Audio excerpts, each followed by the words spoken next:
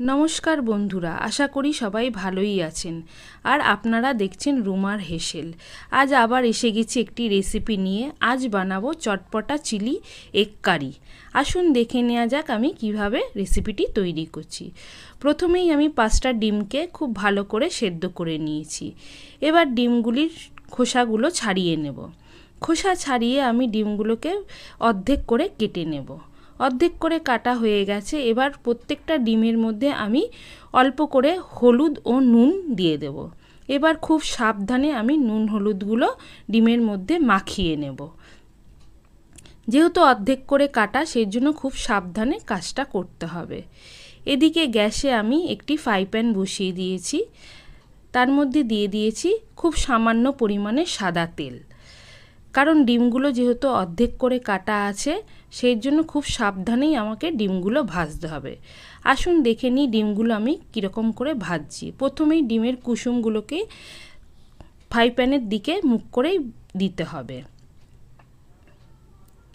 একটা দিক একটু ভালো করে ভাজা হয়ে গেলে খুব সাবধানে আমি ডিমগুলোকে আবার উল্টে আর একটা দিক ভেজে নেব। ডিমগুলো ভাজা আমার হয়ে গেছে। এবার আস্তে আস্তে ডিমগুলোকে নামিয়ে নেব।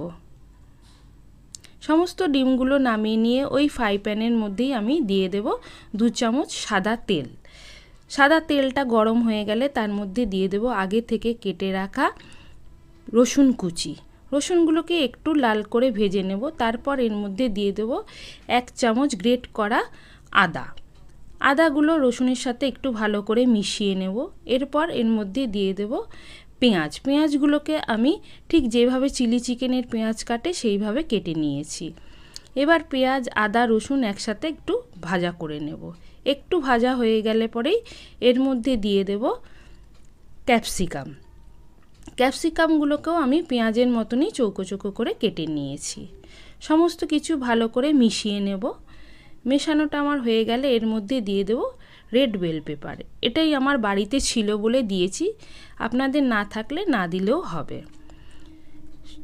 এরপর এর মধ্যে দিয়ে দেব স্বাদ মতন নুন, পরিমাণ মতন হলুদ গুঁড়ো ও শুকনো লঙ্কার গুঁড়ো। সমস্ত কিছু দিয়ে আমি খুব ভালো করে ভেজে নেব। এই সময় গ্যাসের ফ্লেমটা আমি কম করেই ভাজছি।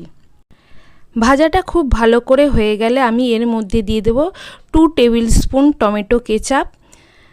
টমেটো কেচাপ দিয়ে একটু নাড়িয়ে নিয়ে তার মধ্যে আবার দিয়ে দেব 1 টেবিল স্পুন ডার্ক সোয়া সস। ডার্ক সোয়া সস দিয়েও আমি আবার একটু মিশিয়ে নেব সবজির সাথে। একটু মেশানো হয়ে গেলে খুব সামান্য পরিমাণের আমি একটু চিলি সসও দিয়ে দেব। চিলি সসটা খুব অল্প পরিমাণেরই দিয়েছি। দিয়ে আমি সমস্ত মশলাগুলোর সাথে আবার ভালো করে মিশিয়ে নিচ্ছি। সবজির সাথে সসগুলো খুব ভালো করে মিশিয়ে নিয়ে এর মধ্যে দিয়ে দেব পরিমাণ মতন জল। জল দেওয়ার পর আমি সবজিগুলোকে জলের সাথে খুব ভালো করে মিশিয়ে নেব। এই সময় কিন্তু আমি গ্যাসটাকে একদম কম করে রেখেছি। জলটা মিশিয়ে নেওয়া হয়ে গেলে এর মধ্যে দিয়ে দেব 1 টেবিল স্পুন গোলমরিচের গুঁড়ো। সব কিছু দিয়ে খুব ভালো করে মিশিয়ে নিয়ে আমি একটি ঢাকা দিয়ে 5 মিনিটের জন্য ফুটতে দেব। 5 মিনিট হয়ে গেলে আমি ঢাকাটা খুলে নেব, আবার একটু নাড়িয়ে নেব। এরপর এর মধ্যে দিয়ে দেব আগে থেকে কুচিয়ে রাখা ধনেপাতা ও 1 চামচ সাদা তিল। এগুলি দেওয়ার পর আমি আবার একটু সমস্ত কিছু মিশিয়ে নেব। মেশানো হয়ে গেছে। এরপর আমি আস্তে আস্তে ডিমগুলো দিয়ে দেব। খুব সাবধানে ডিমগুলো দিয়ে দিতে হবে, কারণ ডিমগুলো কিন্তু অর্ধেক করা, এটা মাথায় রাখতে হবে। একটা দিক একটু হয়ে গেলে পরেই আমি ডিমগুলোকে আবার উল্টে দেব। এবার কিছুক্ষণ রেখে দেব, একটু ফুটতে দেব।